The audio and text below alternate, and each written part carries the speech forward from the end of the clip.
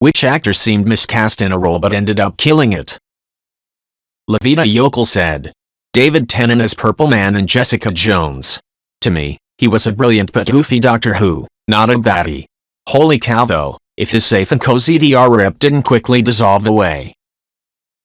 Femc Nerd said, I remember going to the theater to see Silkwood in 1983 with Meryl Streep and Kurt Russell. When they showed Cher's name at the beginning, people audibly laughed. She was fantastic in the movie and went on to a very respectable film career. I had always thought she was a good actor from her days on the Sonny and Cher show, so why not go dramatic? Anyway, I love all her work. Gecko Spots said, what are your qualifications? Well, I attended JUIR. I'm a graduate of the Harvard Business School. I travel quite extensively. I lived through the Black Plague and had a pretty good time during that.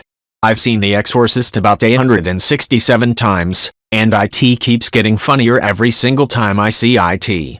Not to mention the fact that you're talking to a dead guy. Now what do you think? You think I'm qualified? CTRL said, when his voice changes from a sort of flat baritone from the start, but lived through the Black Plague. It escalates so fast to the character going ballistic, plus the pauses in 167 times, and it keeps getting funnier every single time I see it, ? Just perfect delivery. I can't realistically see Beetlejuice being shown as formerly a level-headed human and now an absolutely deranged poltergeist any better. Tem said, can't believe no one has mentioned Hugh Laurie's House. For people who never watched BBC maybe, but Laurie was the lovable British goofball. The upper-class twit. A comedian. House is a brooding, depressed American Sherlock Holmes. Absolutely kills it. Can't imagine anyone else for the role now, but good lord. Could you imagine someone like Patton Oswalt being cast to play an ultra-serious British version of Sherlock Holmes? That's basically what they did there. Citizen Kane 86 said, there's a great moment at some awards show Whitem and Zach Braff presenting some award and Hugh speaks, and Zach goes, in a British accent, oh nobody told me we'd be doing British accents, and Hugh says no, this is just how I talk. Also Hugh Laurie is the reason behind You'll Be Back from Hamilton. Lin-Manuel Miranda was a guest star on House and went out for drinks with him, mentioned Hamilton and how he wanted to write a breakup song between America and Britain, and Hugh said You'll be back. Blazer said, in Patrick's case, he wasn't too happy about the series at first either. In his own words, he felt that SF was a bit below him, especially with a cast of people not exactly classically trained, especially with his background. But he came around quite quickly, started joking more with the crew, and ended up really enjoying and even loving some of the scenes and episodes he played and directed. Zrock Tripod said, I recall some interview regarding Patrick Stewart's Shiny Dome, and one of the producers was asked, by the 24th century, wouldn't they have a cure for baldness? The reply summed up the idealism of Star Trek pretty well. By the 24th century, no one cares if you're bald. Edit, I'm surprised and pleased that this comment, about baldness in Star Trek, is my highest rated comment. DD 28,064,212 said, John Lithgow is a serial killer in Dexter. I grew up watching him play a goofball alien in Third Rock from the Sun. I was massively disappointed when I heard he was playing a serial killer in the new season of Dexter. I thought it would be ruined. His first scene, no dialogue, just him stalking a family at the beach while sipping a tea, somehow chilled me to the bone. Man's an amazing actor. Potato Pixie 90,210 said, I absolutely love this man, not just for his acting, but he is so nice. My dad is a musician and was staying in a hotel near the concert hall where his band were performing. John Lithgow got into the elevator with him and my dad went full fangirl, asked him what on earth he was doing in this hotel. Lithgow replied, I'm here to see you guys perform tonight. Dad got a photo with him and it is my favorite photo. He looks like a child who has been told he is going to Disneyland, just getting a photo and a hug from freaking John Lithgow. They ran into each other again after the show and poor Dad was overwhelmed when he was told he had a marvelous voice. TLDR, John Lithgow almost made my dad cry with happiness, and for that I love him. Weird Old Hobo 1978 said, the whole MCU was built on what were considered iffy casting decisions at the time. Chris Evans was a B-list pretty boy, RDJ was a washed-up Brat Packer, Hemsworth was a literal unknown and Chris Pratt was a schlubby sitcom actor. But it was an important risk to take because all four of them were in the perfect place to grow along with the franchise. Weird Old Hobo 1978 said, "Oh, when the first Iron Man was announced it was so bizarre. So let me get this right, a company that's teetering on the edge of bankruptcy is going to borrow a shit ton of money to launch a multi-movie franchise and they're going to start off with an unknown character, played by an actor that can't stay out of rehab and directed by a guy who's only done 3 movies. One of which was a silly Christmas comedy and the other was a box office flop. Are you all mad?" It's a bitch said. Betty White as Rose Newland and Rue McClanahan as Blanche Devereaux. In fact, Bea Arthur wasn't even interested in doing Golden Girls at first, because she though Betty would be playing Blanche, and Rue would be playing Rose, and figured it just wouldn't be interesting to have them reprise the types of roles they'd played before.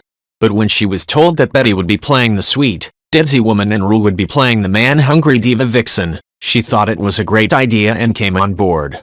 Also, I'll admit that Eva Longoria didn't impress me at first on Desperate Housewives as Gabby Solis. But once she got comfortable with the role, she really became my favorite of the main cast, if we don't count Edie, and was the funniest one on there. And she could nail the dramatic scenes, too. Ricardo Antonio Chivar should also get credit for making Carlos go from an insufferable, abusive prick to a lovable, sympathetic, funny husband. It almost seems like season 1 Carlos was just a fever dream. Plus, he and Eva had perfect chemistry once the writing for them started to improve.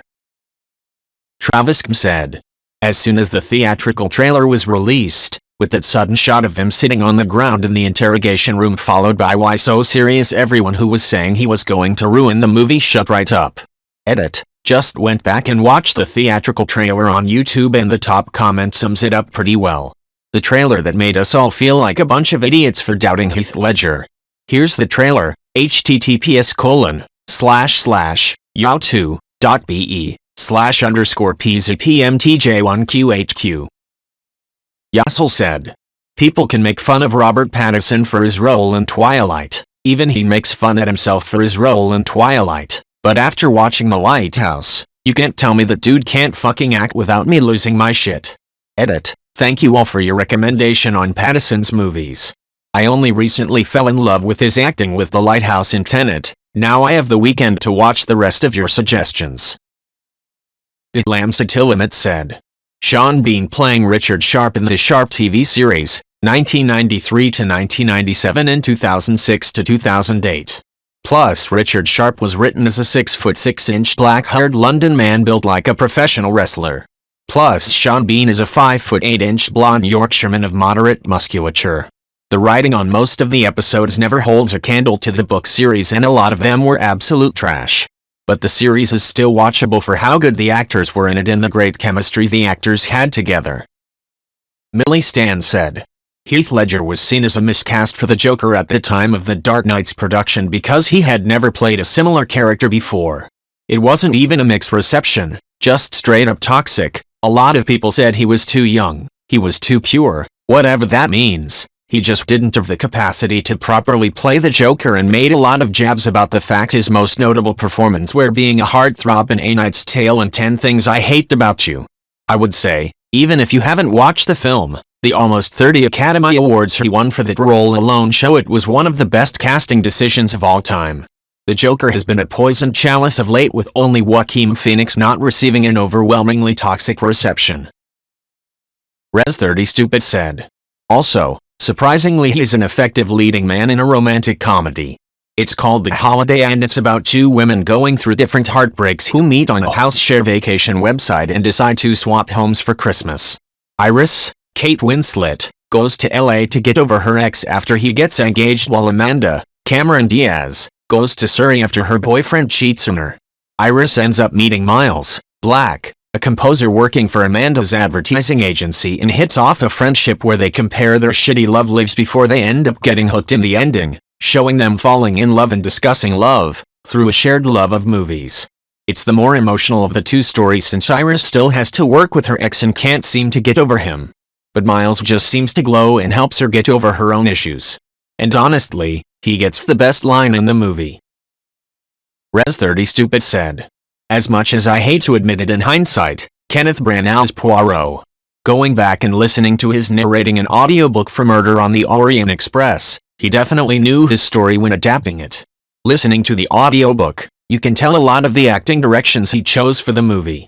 You can easily mistake him for Josh Gad's McQueen and Tom Bateman's M'Bout given how similar their voices are.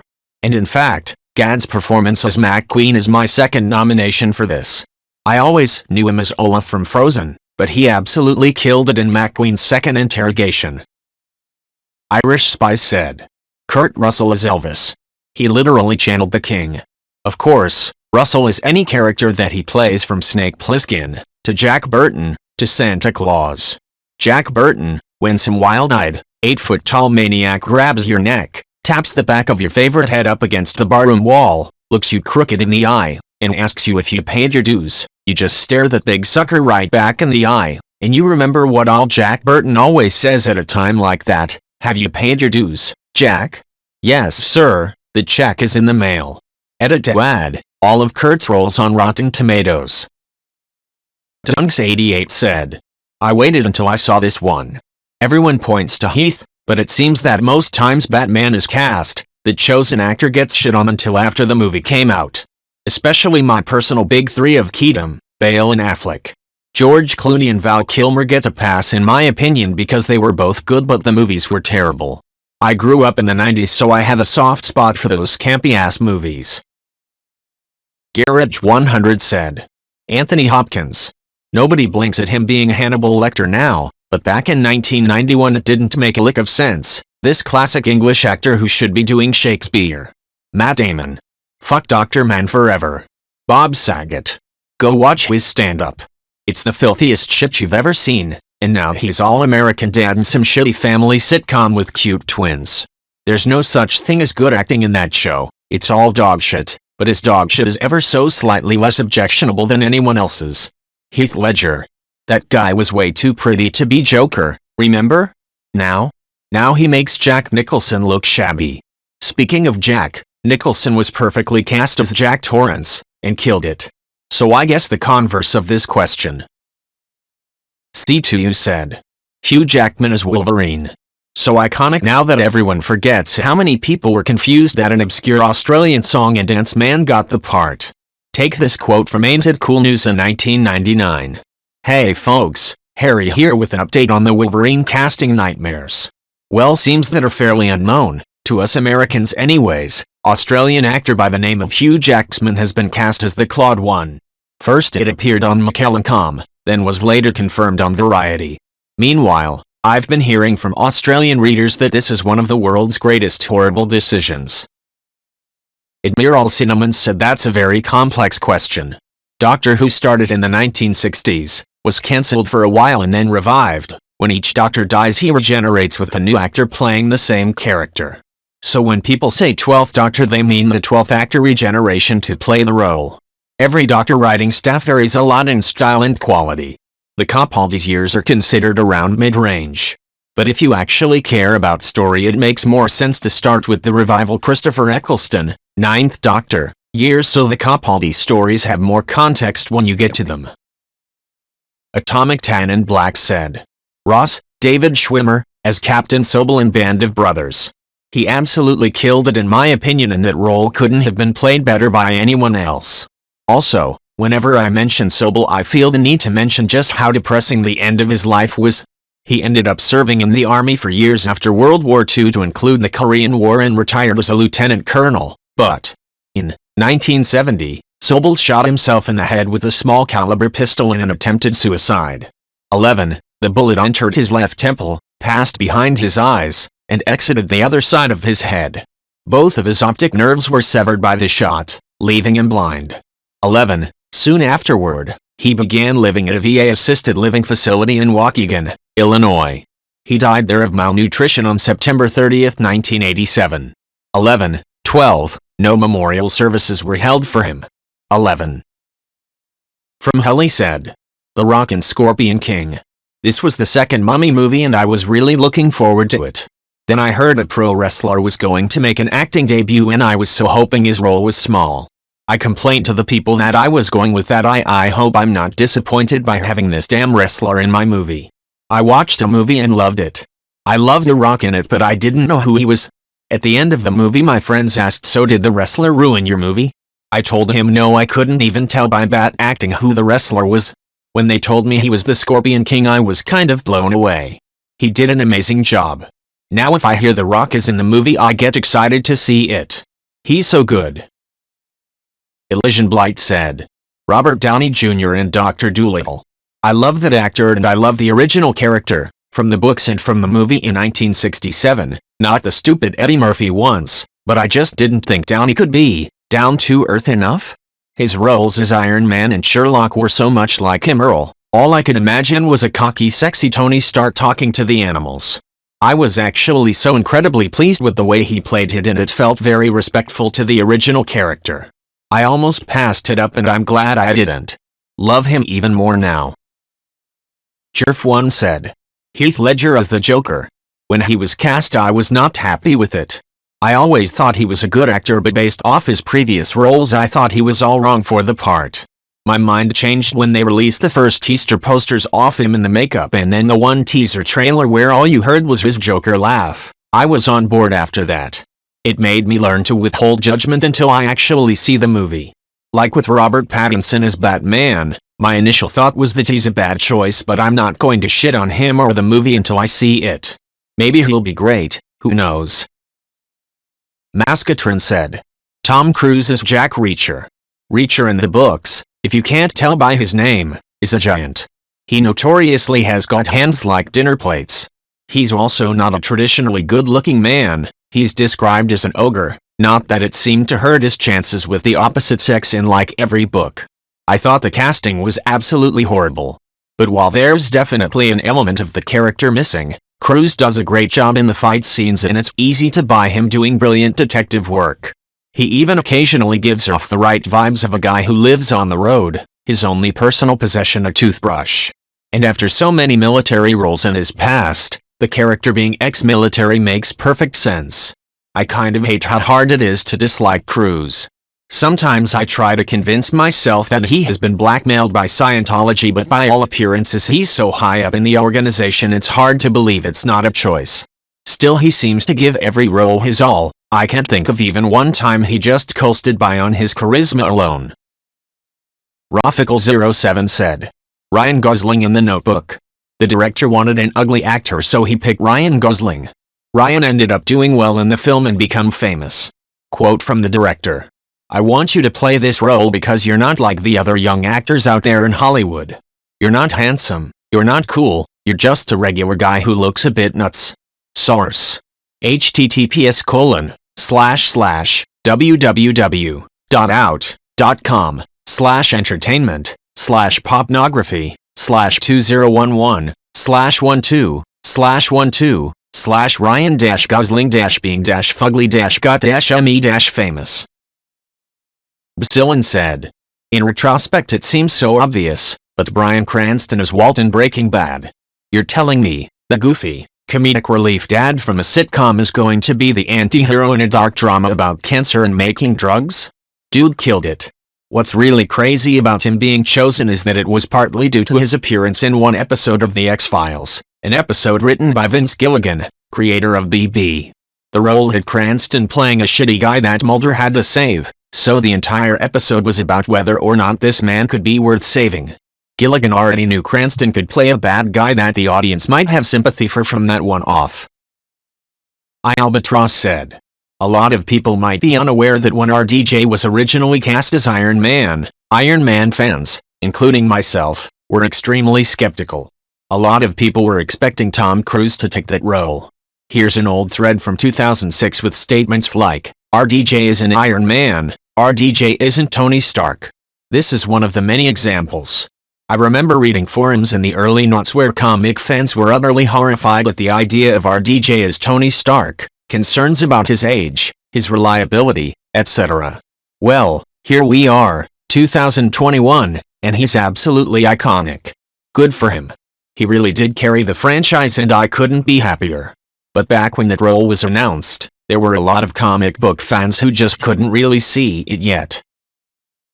Fulsing Glegui said, Bruce Willis in Die Hard. Prior to that movie he was seen as a wimpy kind of dude in the show Moonlighting. He was the furthest thing from an action movie hero. When they did screening for the movie, the crowd actually booed and laughed as they considered Bruce Willis the worst person possible for the role. He was considered such a miscast they took his photo off the movie billboard, later putting it back on. He ended up redefining the everyday-looking guy action hero in movies for years to come. Optional Hurrah said. Matthew McConaughey in True Detective. The alright Lincoln lawyer playing an extremely nihilistic sociopath of a cop. Did not buy it. Then I watched the show and his character Russ Cole is probably one of the best characters I've ever seen in television. He absolutely killed in that role. I personally did not like the show, but I literally kept watching it only because I found his character so compelling. Zendaya in Malcolm and Marie, she just does not look like an adult. When I saw her and John David Washington together in the trailer I thought it was a father-daughter relationship. And I wasn't the only one. A lot of people thought Zendaya looked too young, despite being like 24-25. Well, I saw the movie and it actually worked. She could hold her own against JDW and she believably acted like a smart young woman who was in an abusive relationship. She is just a phenomenal actor. Channing Tatum in 21 Jump Street. I didn't think he could act, let alone do comedy. But Jesus Christ, he was funny. I love 21 Jump Street. The chemistry between Jonah Hill and Channing Tatum is great. And Tatum himself was hilarious AF. Ricky Slayer 9 said. I had this debate with someone last night. But Robert Downey Jr. This is his point, I lost the argument. Robert Downey Jr. in Iron Man. In retrospect there could not have been a different Iron Man, but at the time? Think about it. A washed-up actor fresh out of rehab, in remarkably few movies. It really doesn't seem like a great idea to give him the figurehead role in your newly minted franchise. Considering we now know the MCU up to Endgame was planned from the start, it really seems like the worst possible actor to put in that role. It was the best, worst decision ever fucking made. I couldn't think about a different person playing that role.